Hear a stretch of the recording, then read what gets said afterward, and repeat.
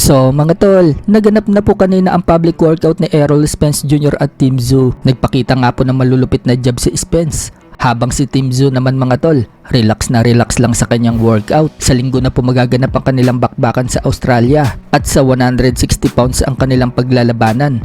Ang original dapat na timbang na paglalabanan nila ay 158 pounds. Subalit humingi po ng 2 pounds na dagdag sa Spence. Mukhang hirap po kasi si Errol Spence kunin ang 158 pounds dahil sa tagal nitong na-layoff sa boxing. Pinagbigyan naman po siya ni Tim Tszyu para wala daw maging dahilan itong si Spence pag tinalo niya ito. Pero bad trip po itong si Spence kay Tim Tszyu. Sinabihan po kasi siyang pagre-retiruin at wawasakin. Lalo na daw yung dating injury ni Spence sa mata, kaya ayaw niya makipag-shake hands kay Tim Tszyu. At kahit daw matapos ang laban, hindi daw siya makikipag-shake hands. Makikita na lang daw sa itaas ng ring kung sino daw ang magaling sa kanilang dalawa. Slightly favorite nga po itong si Spence na mananalo sa laban. Pero konti lang po ang yamado ni Spence. Wala kasing tune-up fight si Spence. Rekta na agad siya kay Tim Tszyu. Sa kabilang banda naman mga tol, matapos pong manalo si Charlie Suarez noong nagdaang linggo dito kay Manuel Avila, kung saan tinapos niya lang po ito sa loob ng first round at masungkitan WBO International Super Featherweight title. Alam na nga po ng karamihan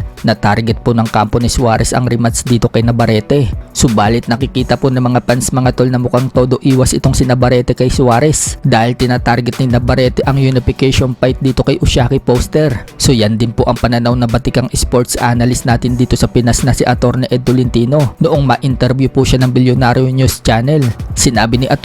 Ed Tolentino mga tol, todo iwas daw itong si Navarrete kay Suarez sa rematch. Ang dapat daw diyang gawin, pukpukin daw ng Team Suarez ang WBO para mapilitang makipag-rematch si Navarrete kay Suarez. Kung ayaw daw ni Navarrete ng rematch, bakantihin na lang daw nito ang titulo para paglabanan daw ni Suarez ang bakanting titulo sa number 2 contender. Dagdag pa ni Atty. Ed Tolentino, para makaiwas daw itong si Navarrete kay Suarez, may rumor na lumalabas na may pinapain daw kay Suarez para hindi daw makaharap si Navarrete. Yan daw ang rumor na ilalaban itong si Suarez kay Vasily Lomachenko. Nagbabalak po kasing bumalik si Lomachenko sa boxing matapos itong magretiro. Posible nga daw mangyari yan dahil minsan na daw naglaban itong si Suarez at Lomachenko. Sa ibang balita naman mga tol, former 3 Division World Champion General Casimero, sinabi dati na pangarap daw niya maging undisputed world champion noong hawak pa niya ang WBO belt sa bantam.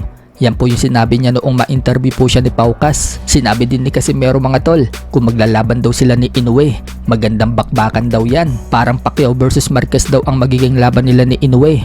Mananalo daw siya sa unang paghaharap, tapos magkakaroon daw sila ng rematch ni Inoue. So parang sinasabi po ni Casimero dyan mga tol, na hindi lang 2 beses sila maglalaban ni Inoue, kundi 4 na beses. Dahil 4 na beses pong naglaban si Manny Pacquiao at Marquez. So yung pangarap po ni Casimero na maging undisputed, matutupad sana yan mga tol kung lalaban ngayon si Inoue sa kanya dahil hawak ni Inoue ang lahat ng titulo sa Super Bantam.